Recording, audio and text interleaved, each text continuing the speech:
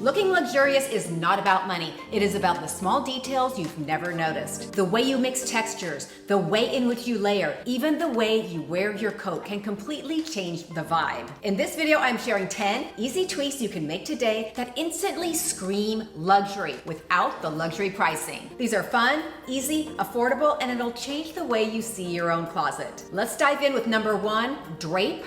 Don't always wear. Ladies, you'll notice that many times in my video, I drape my coats over my shoulders. First and foremost, that is because I am keenly and acutely aware that many times it is not the actual clothing piece, it is the way you style it that can make the difference between cool, effortless, chic, and kind of boring and basic. That's exactly why the same piece styled differently can make or break your buying decision. Take the exact same piece, styled one way, it looks really cool and you're gonna buy it. Styled another way, and it looks really boring, even frumpy. Draping coats, blazer, jacket, or even a cardigan for that matter, says cool, nonchalant, not trying too hard. You'll notice a lot of celebs and people in the public eye doing this as well. Think a camel coat draped effortlessly over a simple sweater and shirt. That is effortless luxury. And to be crystal clear, it doesn't mean expensive. I'm talking about the way we're wearing a coat. Number 2, choose your hardware tones for cohesion. Here is a detail that most ladies miss, either because they're completely unaware of it or they're just not sure. Mixing metals,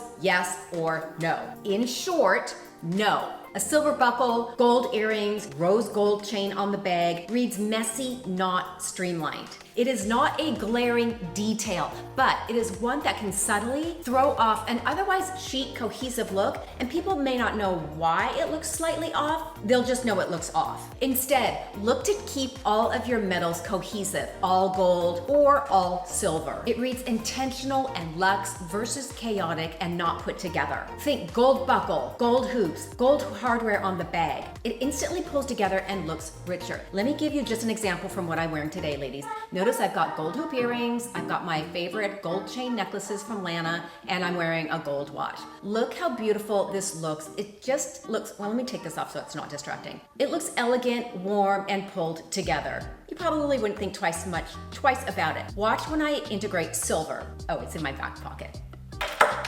Just by swapping out, now I'm gonna show you a watch, you get the idea. Just by swapping in a silver watch and the rest being gold hardware, you can see now that it looks off. I mean, look, you're not gonna run and scream and hide if you see me, but it doesn't look as cohesive as the all gold. You may be thinking, because I'm reading your mind, yeah, but I see mixed metals all the time on models. And as a matter of fact, they sell mixed metal earrings and mixed metal rings. Yes, they absolutely do. So let me clarify this for you. Mixed metals do work when it is intentional. Mixed metal earrings, stacked gold and silver bracelets. That works because the look is intentional. So the next question that you're gonna ask, because I can read your mind. If I have mixed metal earrings, a stack of gold and silver bracelets, what about my belt and hardware on my bag? That is a great question. Okay, so normally when we do a mixed metal, and especially if you've got stacked bracelets, there's normally a dominant tone, maybe more gold than silver. Let's just use that as an example. If the dominant tone is gold, stick with gold belt hardware and gold hardware on your bag. We want to keep it as cohesive as possible. Number 3, elongate with monochrome shoes and pants. One of the simplest tweaks to look taller, longer, slimmer,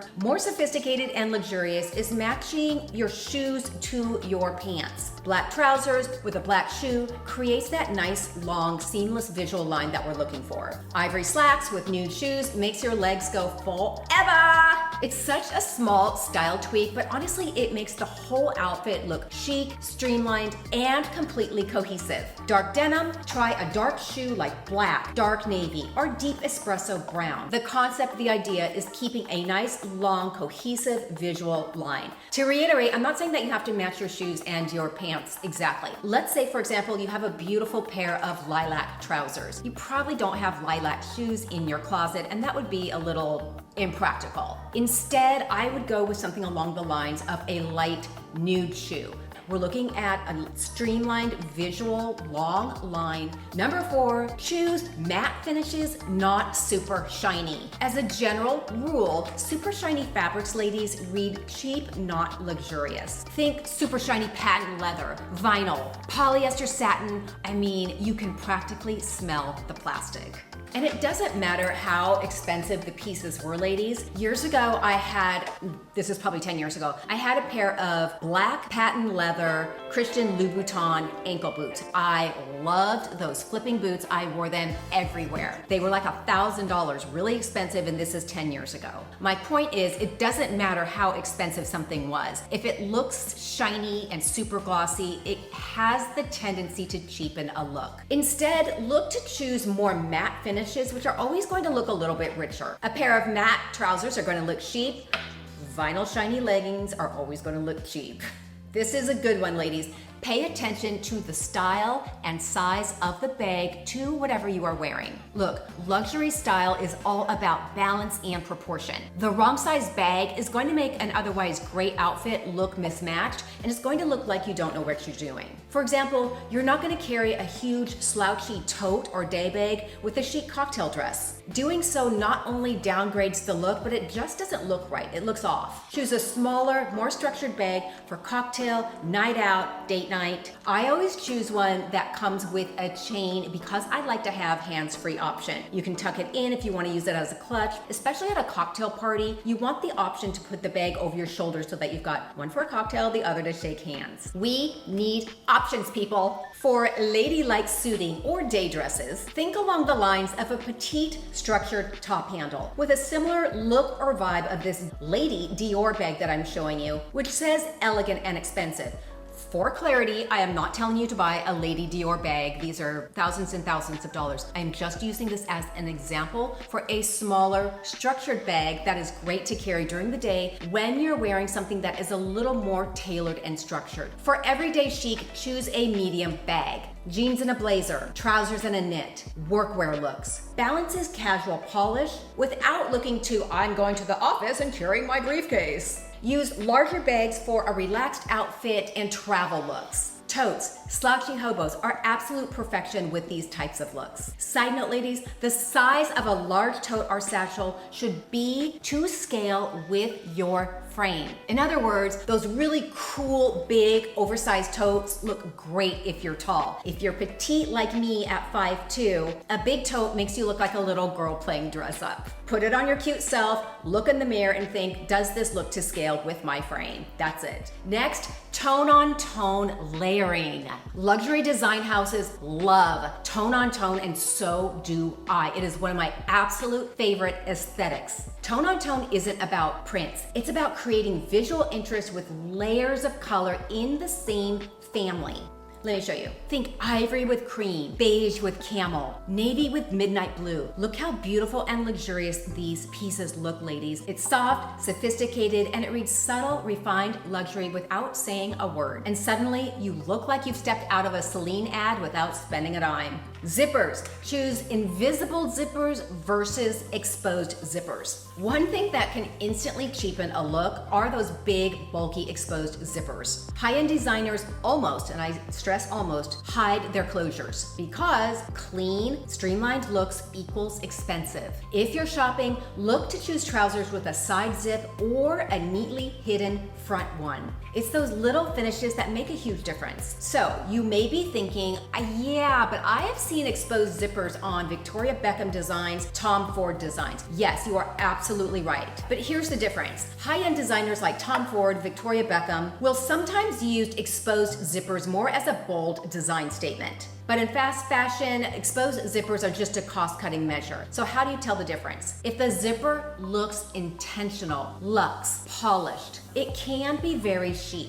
If it looks thin, shiny, stuck on the back, it's going to cheapen the whole look. All right, I'm gonna give you a shortcut to tell the difference. And this might be controversial, but I don't care, I'm gonna tell you. If it is an expensive piece, like a Tom Ford or a Victoria Beckham, one of the more pricey, higher end designers, chances are it probably looks super chic. If it's something that you got at Wet Seal or Forever 21, it probably looks cheap. A tuck, A half tuck, a no tuck equals intentionality. Looking cool, chic, and luxurious is rarely ever about just wearing a piece of clothing off of the hanger. It's all how you style the piece that can make the difference between and oh wow, she looks great. Use tucks to create the vibe you're going for. A full tuck makes your outfit look sharp. Look at this equestrian-inspired outfit that I'm wearing. I tucked the white shirt all the way in, and look how cute and streamlined this looks. It looks very chic, very equestrian. A half tuck feels more relaxed, a little more fluid. Finally, a mini front tuck can add a little bit of needed shape and definition. I use mini front tucks a lot if I'm dealing with a sweater that I feel is a little overwhelming on my frame, but I'm not quite ready to get rid of it. I just tuck it a little bit in front, let it hang, and that gives me enough definition so that I don't look like I'm a walking sweater. In a snap, it looks styled, not sloppy. Add a luxe layer where it is least expected. Luxury styling, ladies, is in the details. To add a little wink of glam, add a luxurious layer to your outfit. A silk cami under a blazer, a printed silk scarf to a basic white shirt, a classic rich colored sweater over a basic white shirt. Add a luxurious cashmere scarf to a basic crew neck sweater for instant subtle chic. Even adding simple gold hoops to pretty much anything bumps up the look immediately. These are the kind of small styling choices that add depth, chic, and interest to most anything in your closet. They say, I know what I'm doing without saying a word. It connotes confidence, power, and presence. Number 10, mix textures, not prints. Unless you are Olivia Palermo, who in my opinion is the queen bee of the ability to mix and match prints and have them look amazing and not like, you know, you're smoking something you shouldn't be. Mixing prints can easily go into messy and chaotic fast. What always looks expensive? Mixing textures. Pair a chunky knit with a sleek leather pant or skirt, a silk top with denim or a wool trouser, a beautiful cashmere sweater and a silk trouser or skirt, or a wool coat and a silk scarf. One of my favorite aesthetics, ladies, is pairing a monochromatic or tone-on-tone outfit with mixed textures. It is so undeniably rich. These are Veronica Beard silk trousers that I just recently got, and this is one of my favorite brands, Ravella, for their cashmere. It's very pretty. Anyway, look at how beautiful this is, and all I'm doing is mixing trouser and the cashmere. Just look at the textures, ladies. That's really what I want you to look at. It just